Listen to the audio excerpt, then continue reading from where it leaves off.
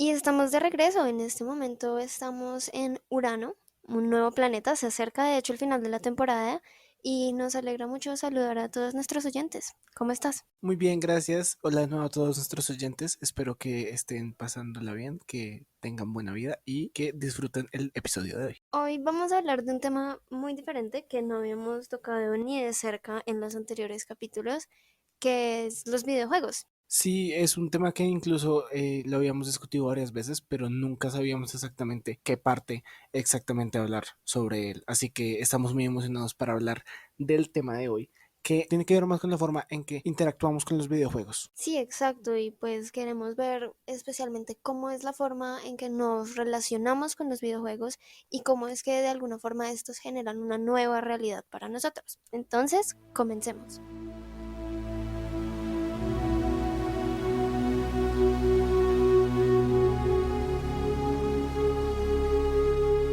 Como les estaba diciendo hace un momento, y para hablar de la forma en que nos relacionamos nosotros con los videojuegos, es muy importante aclarar que pues nosotros llegamos a la conclusión de que los videojuegos nos presentan una realidad diferente, porque aunque uno juegue los videojuegos desde nuestra realidad, como en la que existimos, si es que se puede hablar de una realidad siquiera, la idea que nos presenta es para estar inmersos en otra realidad, donde se ejercen otras actividades, otro tipo de cosas muy diferentes a lo que hacemos normalmente. Cabe aclarar también que yo soy alguien que tiene un poquito más de experiencia con los juegos y de hecho ese es otro contraste que vamos a intentar hacer a lo largo del podcast que pensamos que es interesante, que es exactamente cómo es la experiencia de alguien como tú, Ana, que no eres tan jugadora como yo, que eres más una jugadora casual. Sí, realmente yo soy más bien como una jugadora esporádica que juego si estoy con amigos o con alguien que tengo consola o con alguien que me invite a jugar, porque yo no sé, simplemente no lo hago tanto y no es que no me interese ni que no me divierta,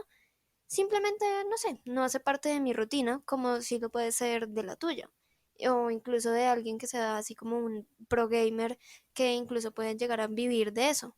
Entonces, para empezar a mencionarles un par de características que queremos tocar, es especialmente el rol activo que tiene el usuario en el videojuego. Me explico, usualmente en una serie y una película, la audiencia suele ser un agente pasivo, simplemente se relaja y ve lo que está pasando en la producción sin tener ningún tipo de influencia en lo que está pasando. Mientras tanto, en los videojuegos, tú eres el que controla el personaje y tú eres el que decide exactamente qué hace el personaje a lo largo de su historia o a lo largo de su terreno o en el lugar en donde se encuentre. Ahora, esto está dentro de ciertas reglas y ciertos parámetros que ponen los desarrolladores, pero claramente tú eres el que está controlando el personaje, aunque estés dentro de ciertos parámetros y ciertos escenarios donde te ponen con ciertas reglas. De todos modos, tú eres el que tienes casi total control de tus acciones. Las dos ideas que mencionamos anteriormente, la del rol activo y la de la realidad, nos conducen a cuatro conceptos, de los cuales tres vamos a tocar más bien por encimita, y a uno le queremos dar bastante énfasis, que son la distancia, el tiempo, la identidad y el lenguaje.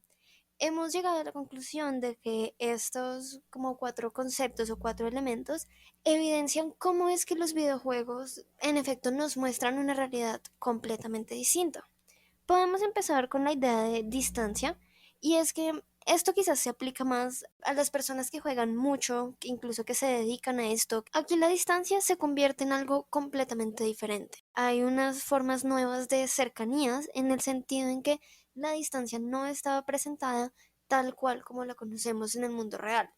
Me refiero a que, por ejemplo, yo puedo conectarme en línea con personas que perfectamente pueden estar al otro lado del mundo, incluso sin yo saberlo. Entonces, no hay una distancia que podríamos medir en pies, kilómetros o lo que sea, sino que estamos los dos o varios en un mismo lugar, en un mismo escenario, interactuando juntos al mismo tiempo, sin siquiera pensar en cuán lejos estamos. Sumado a esto está el concepto de tiempo, que básicamente se basa en que el tiempo puede ser alterado o no alterado, sino que se puede percibir de manera diferente dentro de un entorno, digamos, interactivo como es el de los videojuegos. Por ejemplo, muchas personas alrededor del mundo, y también esto se relaciona con la distancia, pueden conectarse en diferentes zonas horarias, pero dentro del videojuego ellos están experimentando algo al mismo tiempo, es decir, en tiempo real para sus personajes de videojuego, aunque, no sé, alguien esté en Tokio a las 3 de la mañana, mientras que alguien está en Colombia a las 5 de la tarde.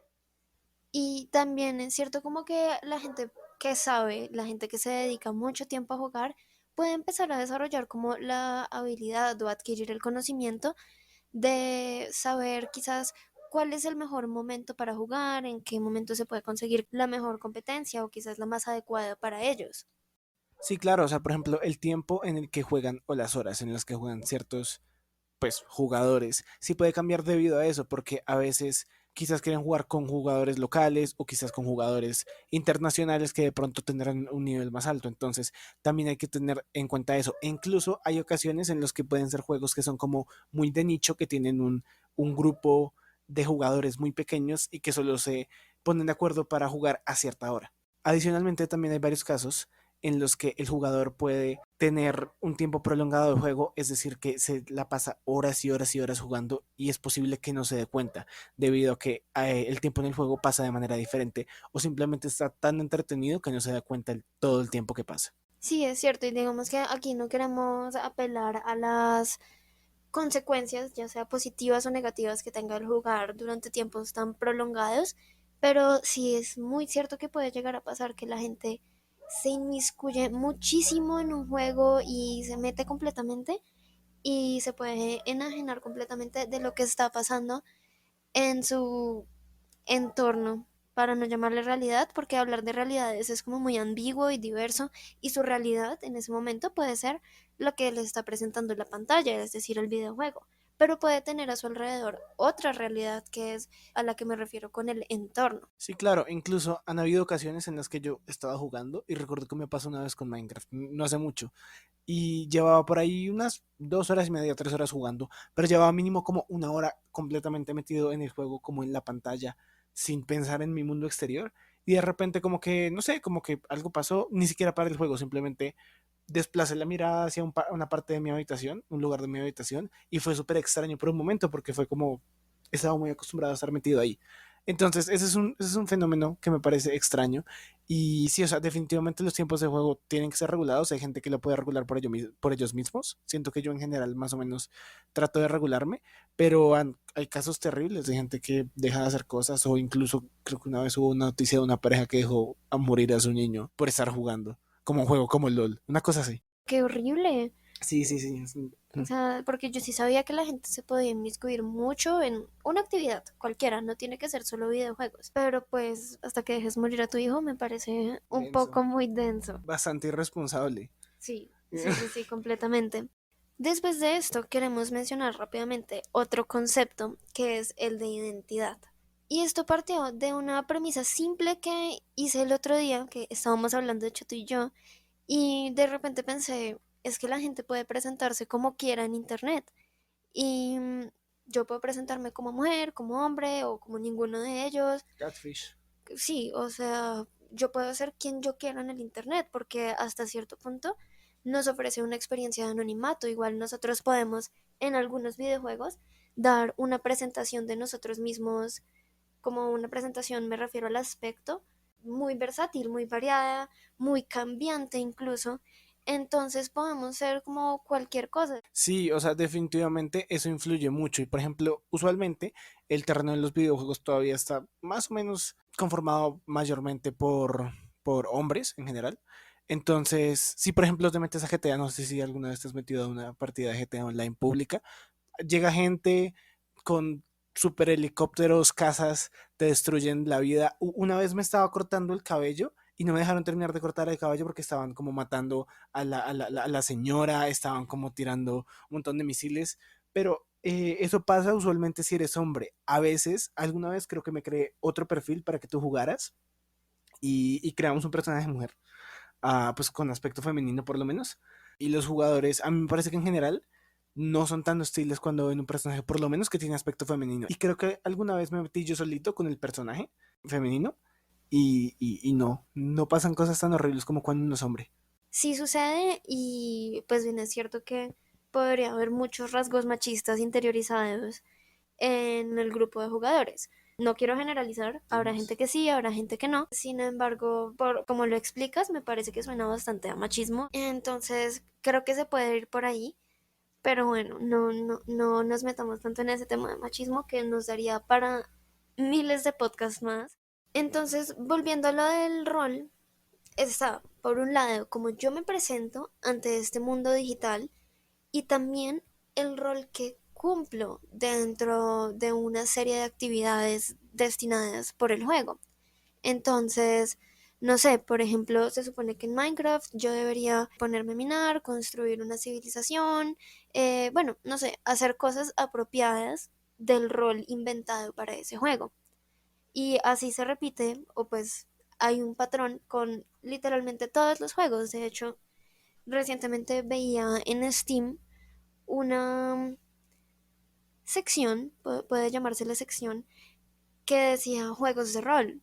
Pero yo pensé que la mayoría de juegos son de rol, porque eventualmente uno tiene que ejercer un rol, ya sea dentro de una sociedad, dentro de un grupo, dentro de una historia, en básicamente cualquier contexto, incluso así sea como un poco sin sentido, porque hay juegos que realmente no tienen sentido.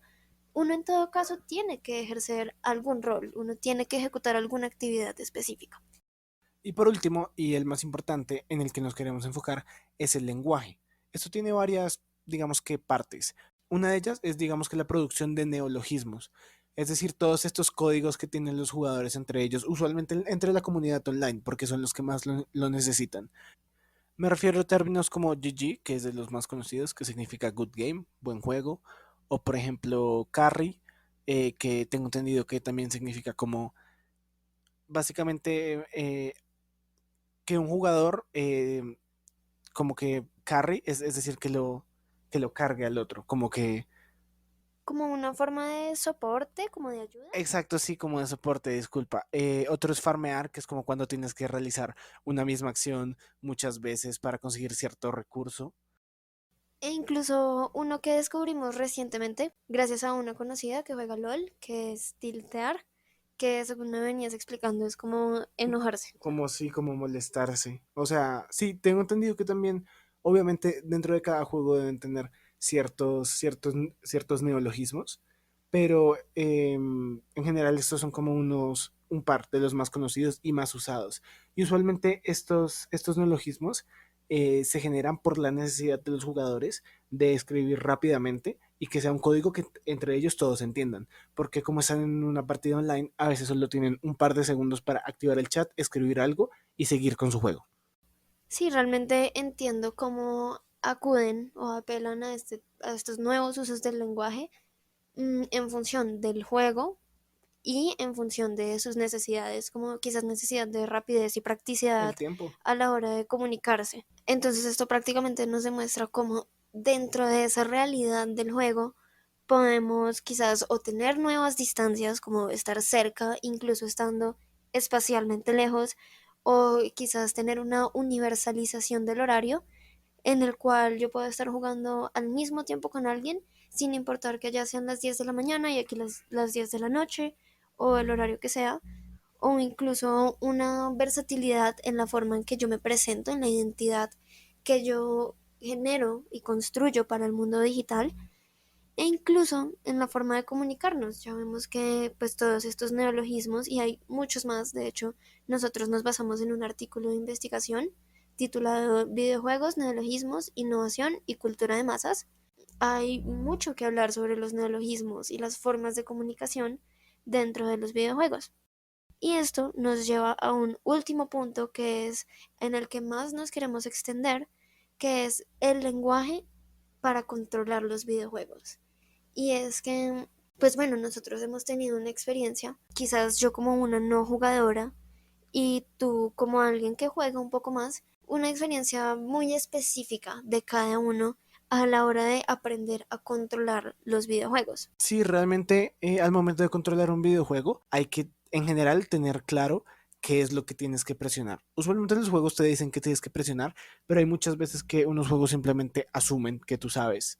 Así que eso puede ser difícil para los jugadores principiantes y especialmente porque a veces los jugadores no tienen claro cuál es X, cuál es triángulo, cuál es círculo, por ejemplo. Entonces, por ejemplo, yo he visto que a veces tienes que tú tienes que ver el control antes de presionar el botón porque todavía no tienes memorizado o casi que automatizado exactamente la localización del botón que te están requiriendo. Ahora que lo dices, necesito hacer un paréntesis y creo que este podcast se va a focalizar un poco en videojuegos para computador y de consola. No creo que hablemos mucho de celulares. Videojuegos móviles no, porque en general son los juegos que son más como más amigables para los jugadores casuales. Sí. Rara es la vez cuando un juego móvil no te dice qué hacer al principio, o sea, no te explica todo muy, muy claro, porque usualmente están hechos para eso, para la gente que no juega tanto, que quiere jugar algo simple, que no quiere darle mucha mente y de pronto hasta solo pasar el tiempo. Sí, es que bien es cierto que muchas personas tienen un celular, pero no tantas tienen una consola O un o un computador. computador disponible o pues diseñado para jugar. Mm, y pues para retomar lo que te estabas diciendo antes del paréntesis, mm, sí creo que es muy valioso hablar aquí de la experiencia de un no jugador. Yo soy una persona que no sabe jugar mucho y sí, tal como tú lo decías, a mí me ha costado muchísimo, a pesar de ser una persona que me considero visual, a mí me ha costado muchísimo aprenderme los controles del PlayStation o del Xbox. De verdad es muy difícil para mí y si por ejemplo el juego me indica que presione una tecla, a mí me toca quitar mi mirada de la pantalla, que es como el foco ideal de atención, bajar hasta el control, buscar la tecla y ahí sí presionarla. Incluso me pasa que en, en el tiempo que me he demorado haciendo eso, ya perdí la oportunidad de presionar la tecla correctamente. Y es porque los juegos requieren mucha agilidad, mucho conocimiento espacial. Instantaneidad casi. Sí, y es ese requerimiento de conocer, es el lenguaje que implica el uso de controles o incluso el uso de un teclado. Así es, porque algo que para mí puede ser obvio y automático para ti no lo es para nada.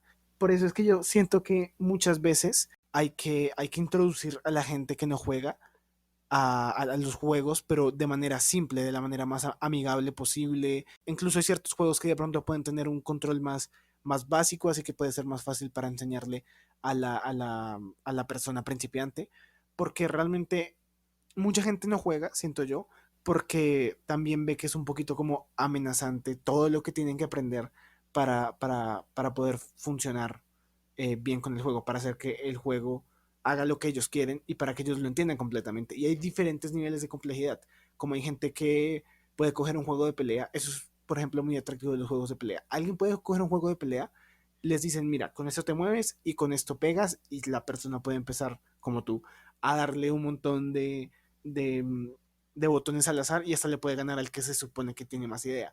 Pero realmente me parece muy interesante porque eso significa que cualquier persona lo puede coger. Alguien que sabe mucho y que sabe exactamente cómo funciona cada mecánica, cuántos cuadros se demora cada ataque. Es un conocimiento muy técnico que de pronto alguien que solo coge el control no sabe, pero de repente te gana simplemente por mera suerte. Yo he intentado explicarte, incluso a veces, cómo funcionan ciertos sistemas. Me acuerdo que ayer en Mortal Kombat te estaba intentando explicar que hay como tres modalidades diferentes, tipo de pelear diferente, o, o cómo hacer los ataques especiales. Y es algo difícil, porque al final la gente a veces decide cómo rendirse y dice como, no, no, no, yo solo voy a tocar teclas al azar. Justamente de eso te quería hablar. Y es específicamente como de mi experiencia jugando a Mortal Kombat. Y sí, tal como tú dices, yo soy el tipo de persona que presiona literalmente todos los botones. Y a veces te gano, también te gana en Injustice, solo presionando lo que sea. Sí. Esa es mi táctica. Y es que yo siento que estos juegos están como fallos en una cosa que para mí es muy importante a la hora del diseño y es la intuitividad. Porque, por ejemplo, yo traté de aprender varios movimientos, de verdad lo intenté y veía y procuraba hacer exactamente lo que me decía ahí. Este es un juego donde hay dos personas y yo puedo estar a cualquier lado, a la izquierda o a la derecha. Si estoy a la izquierda de mi oponente, debo hacer cierta combinación de teclas para hacer un ataque, pero si estoy a la derecha de mi oponente, debo hacer una combinación de teclas distinta.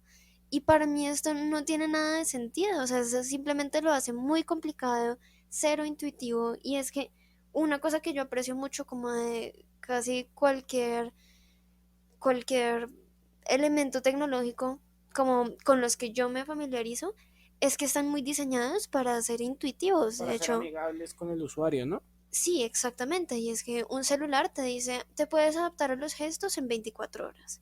Y es cierto, uno se adapta a los gestos en un día y eso lo hace muy simple. De pronto, alguien que quizás no es como nosotros nativo digital podría tardarse un poco más, pero termina haciéndolo.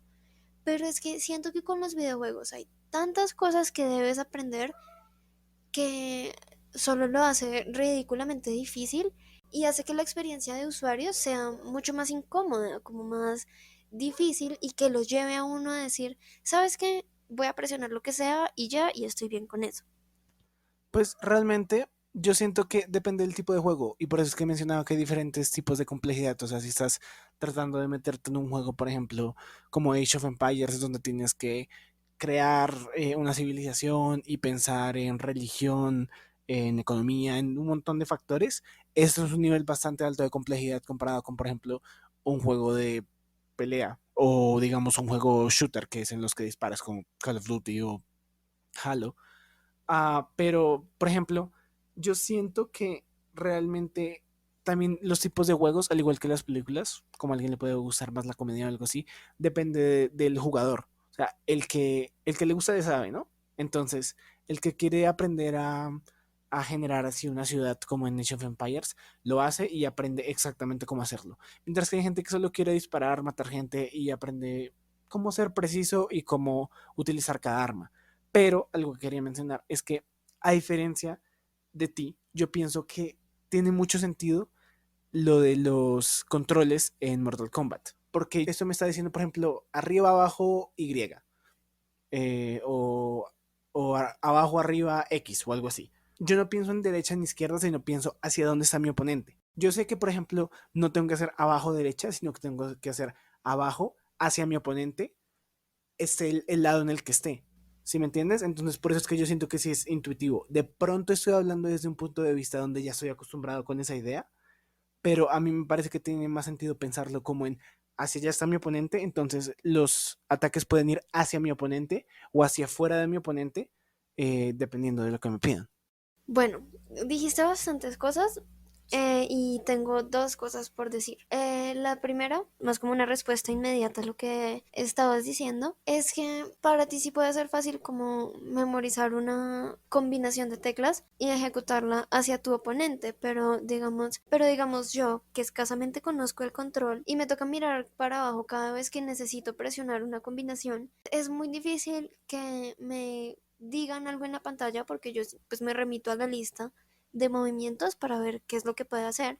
Entonces, que me digan una cosa, Y que eh, cuando cambies del lado presente en otra.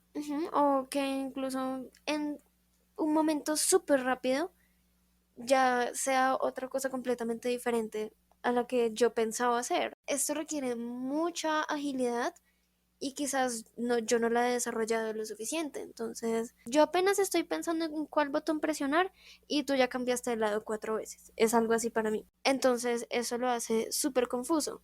Y lo segundo que iba a decir es que también hay una cuestión de agilidad y más bien de habilidad, como sé que hace rato te referías a los tipos de juegos y yo nunca me he considerado buena en los juegos de disparos porque no sé, me cuesta tanto apuntarle a la gente, como que no puedo, como que me desvío.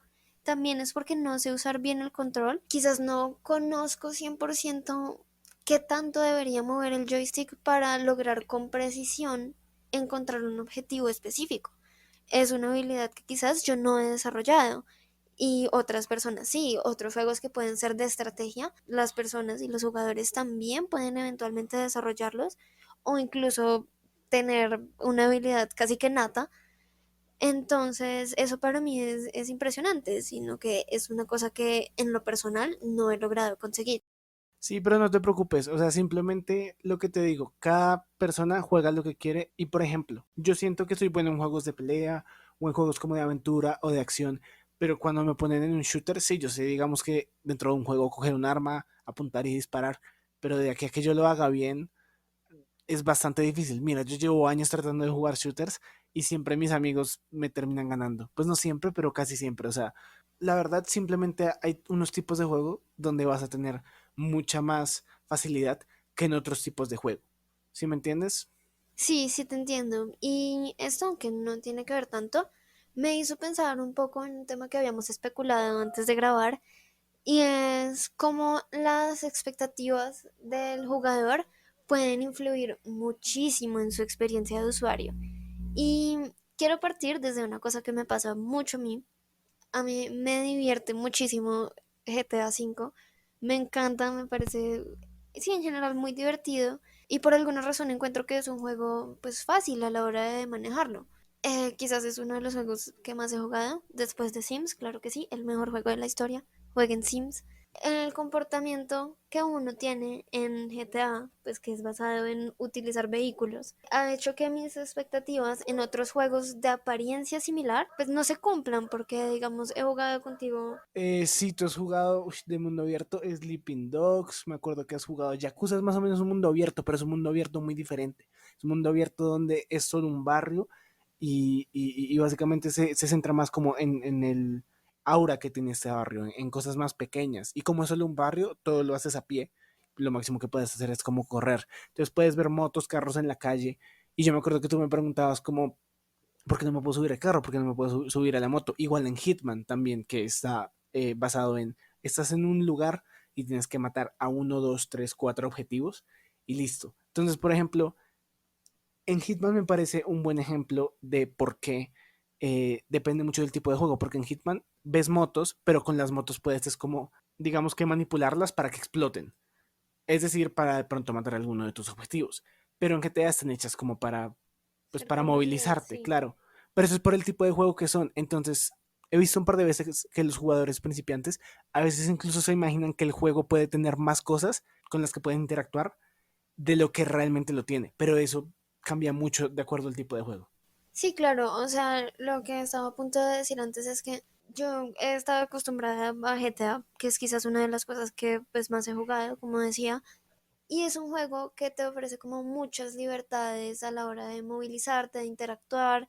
De verdad, tú puedes hacer muchas cosas con tu entorno en ese juego. Entonces, como es algo que a mí me gusta mucho, me divierte, busco algo similar en otras cosas que aparentemente son similares, aunque no lo sean, aunque tengan otros enfoques, tal como tú me lo dijiste. GTA V tiene una ciudad, un pueblo, las montañas, la playa, un Desierto. parque, tiene todo. Mientras que Yakuza Sí. tiene solo un barrio chiquito y la idea es que te concentres en las cosas específicas de ese barrio. Pero para alguien que quizás no sabe nada, que es súper principiante como yo, pues es como confuso el querer realizar ciertas interacciones y no poder hacerlas. Y también es que muchas veces cuando yo juego y juego contigo, vengo un poco como sin conocer mucho. Cuando yo voy a comprar algo, cuando estoy emocionada por alguna cosa, me permeo muchísimo en tema y me pongo a ver videos en YouTube y miro todas las cosas que se puedan saber. Pero como los videojuegos no son una cosa 100% de mi interés, pues no es algo que yo mire con cierta frecuencia. Tú puedes estar enterado de todo y a la hora de adquirir un juego saber exactamente de qué trata, pero como yo pues accedo a los juegos en un contexto tan distinto, no tengo el conocimiento de cómo va a ser. Y al no saber cómo va a ser, espero lo que yo quiero, lo que a mí me divierte y no lo que realmente va a ser. Sí, entonces en esas ocasiones siento que incluso un jugador principiante puede sentirse hasta decepcionado, como de que el juego realmente no hacía tanto como él creía. Pero otra cosa que también quería mencionar era que yo también estoy acostumbrado a muchas, digamos, convencionalidades del videojuego. Por ejemplo, cuando me dicen o estoy buscando algún tipo de secreto o algo como escondido, si veo, por ejemplo, una pared y hay como un parche en una pared medio extraño, digo como, es posible que ese sea un panel o algo que se pueda mover y ahí puedo coger esa cosa escondida que quería. Pero alguien como un jugador principiante como tú, seguramente, o no seguramente, pero probablemente no sabría este tipo de códigos que tiene un videojuego. Entonces me parece que más allá de acostumbrarse y aprender el control y cómo funciona y cómo manejarlo, también hay que aprender exactamente cada tipo de juego cómo funciona y digamos las convencionalidades que utilizan los videojuegos para intentar comunicarte algo. De hecho, esto que dices me parece muy, muy acertado en mi caso porque yo en verdad no conozco ese tipo de generalidades y me puede pasar que si no me indican como abre esta puerta con X, por decir alguna cosa, no me voy a dar cuenta, pero me puedo fijar en cualquier otro detalle súper insignificante para el juego. Y, o sea, que yo puedo preguntar, ¿y cómo se abre esta gaveta? Y no es una gaveta que se abre, pero yo estoy empeñada en abrir la gaveta y realmente el juego está buscando que yo, no sé, abra una puerta o haga una cosa completamente diferente. Y hablando de esto, de este tema de las generalidades, hay una historia que me contaste recientemente que te pasó con tu mamá, a quien pusiste a jugar un juego casi sin ningún contexto, pues ella, que es una persona que quizás no está muy familiarizada con el lenguaje de control del juego, siento que es muy valioso que nos cuentes un poco más sobre esta experiencia. Sí, el otro día estaba en Pepe Ganga y había una PlayStation 4 con un juego que se llama Horizon Zero Dawn. Es como un juego de mundo abierto, donde la prehistoria, digamos que se mezcla como con la tecnología y tiene como una movilidad más o menos grande, o sea, es un juego chévere de manejar. Y estaba con ella y resulta que decidí ponerla a jugar. Le pasé el control y le dije, ¿cómo te mueves? Entonces ella empezó a utilizar el control y utilizaba muchos los gatillos. Y resulta que un gatillo te hace dar como una voltereta en la dirección en la cual tu personaje esté viendo. Y yo le decía, pero no, intenta como darle dirección, o sea, ¿con qué botón puedes dirigir a tu personaje? Y ella decía, pero no, aquí me estoy moviendo. Y sí, es cierto, ella se estaba moviendo con el gatillo, pero ella no entendía que con el joystick era que se podía mover, digamos, más libremente y darle la dirección exacta que quería a su personaje. Entonces, me parece que realmente eso muestra como mucha gente, quizá también de generaciones más viejas, o también jugadores muy casuales, no sabrían exactamente cómo manejar un juego y incluso puede ser como confuso el control para ellos. Sí, es cierto, o sea, ahora que lo pienso y que lo cuentas así con más detalles, creo que lo más acertado hubiera sido preguntar cómo caminas. De pronto eso le hubiera dado una idea como más detallada porque pues con toda la razón, moverse es cualquier cosa. Entonces sí, o sea, su respuesta estuvo muy bien en este caso. Sin embargo, no era la respuesta que tú estabas buscando. Sí, claro, es verdad, se estaba moviendo. Y de hecho, también otra cosa que puede ser confuso para ellos es que ellos ven, por ejemplo, un pad direccional, que son los cuatro botones arriba, abajo, derecha, izquierda. Y estas teclas usualmente, o últimamente no se usan casi nunca para moverse. Casi siempre son como para activar quizás un par de cosas auxiliares y para ellos puede ser muy extraño que esos botones que tienen direccionalidad no se usen para moverse. Entonces, los controles pueden ser un poco confusos para este tipo de jugadores y yo recuerdo que ellos, incluso mis papás, me han dicho, no entiendo por qué tienes que tener tantos botones este control. Y sí, incluso mi papá, una vez lo puse a jugar un juego de shooter, que es de disparos, usualmente en primera persona. Y él no sabía cómo dirigir la cámara, porque con un joystick mueves a tu personaje y con el otro mueves la cámara. Pero él veía para arriba, veía para el piso, a veces simplemente se cansaba de tener que pensar en la cámara y estaba como disparando hacia el cielo. Entonces también me parece que los juegos en primera persona pueden ser un poco confusos para estos jugadores nuevos porque no saben dónde está su personaje y no se dan cuenta que están como en el punto de vista de su personaje, digamos como la vida real, cuando ves a través de tus ojos. E incluso yo me acuerdo que cuando empecé a jugar juegos más pequeño, yo me podía confundir con este tipo de perspectiva. Entonces me parece que todas estas cosas pueden hacer que un jugador tenga más miedo de acercarse a los juegos, pero si tienen, digamos, a la persona indicada que les ayude a aprender o que estén dispuestos a aprender ellos mismos, realmente se van a dar cuenta que tienen muchas formas de entrar al medio y empezar a entenderlo más. Bueno, quiero retomar una de las cositas que dijiste hace un momento y me pareció muy específica y muy acertada y es la cuestión del uso de flechas. Porque aunque tú te referías específicamente a las flechas que traen los controles de PlayStation o de Xbox, me pasó algo muy similar con los juegos de computador y el uso de las teclas de las flechas. Porque la mayoría de juegos online están diseñados como los juegos online de niños pequeños, Como como, los de Flash, eso sí, ajá, así Disney, como Cartoon Network, Free era Free, la clásica. sí. Esos estaban diseñados para que el personaje de uno se moviera con las flechas. Y cuando empecé a acceder como a más diversidad de juegos, quizás juegos un poco más complejos, me di cuenta que las teclas que se usan para movilizarse son WASD. Entonces para mí fue muy raro el cambio de flechas que se manejan con la mano derecha a WASD que se maneja con la mano izquierda. Entonces usar la mano izquierda era súper extraño para mí y eventualmente me acostumbré. Pero sí entiendo cómo perfectamente a tu familia le pudo pasar que por lógica pensaron que una flecha iba a ser una dirección, porque es que uno como humano asocia el icono de flecha con dirección. Entonces no tenerlo o que sea diferente es como impactante, como para los esquemas que tiene uno mentalizados. Sí, claro, o sea, para alguien que, digamos, muy visual como tú, puede ser medio extraño como flechas igual a moverse. Y a mí me pasó lo mismo con las flechas y después el WASD. Cuando pasé a WASD, se me hizo muy extraño, porque incluso recuerdo que pensaba como, pero el WASD no está alineado, las flechas sí están alineadas y son flechas, como que ahí entra como en crisis. Pero sí, eso se me hizo también extraño cuando estaba más pequeño. Pero ya eventualmente me acostumbré y ya lo manejo muy, muy bien. Y bueno, ya pues más bien para cerrar, quizás queramos hacer como un resumen de todo y pues nuestra tesis principal es que los juegos nos presentan una realidad completamente diferente y esta puede ser a la hora de distanciarnos o encontrarnos con las personas, el tiempo en que lo hacemos, con la identidad que creamos y que presentamos ante el mundo digital o incluso con el lenguaje que utilizamos a la hora de comunicarnos como en un juego online o a la hora de controlar el lenguaje corporal al que nos adecuamos para manejar un control, para manejar un teclado, y es algo a lo que no estamos acostumbrados. Entonces creo que esta presentación de la realidad yo la encuentro muy interesante. Es decir, siento que nos permite desarrollar muchas habilidades, muchas capacidades, nos ayuda a mejorar el conocimiento del espacio, especialmente en el caso de los controles, y pues ni se diga todos los beneficios que puede tener jugar videojuegos a la hora de tener pensamiento estratégico, razonamiento lógico y quién sabe cuántas otras cosas más.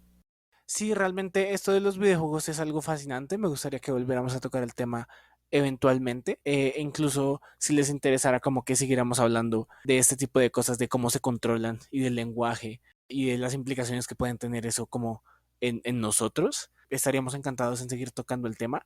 Ya estamos muy cerca de terminar nuestra primera travesía aquí en esta primera temporada. Y pues eso creo que fue todo por este planeta. Muy divertido, genial. Lo grabamos presencialmente, que es algo que usualmente no hacemos, y se sintió un poquito más dinámico, me gustó más. Espero que les haya gustado a ustedes y muchas gracias. Muchas gracias y nos encontramos en el siguiente y último planeta. Chao chicos.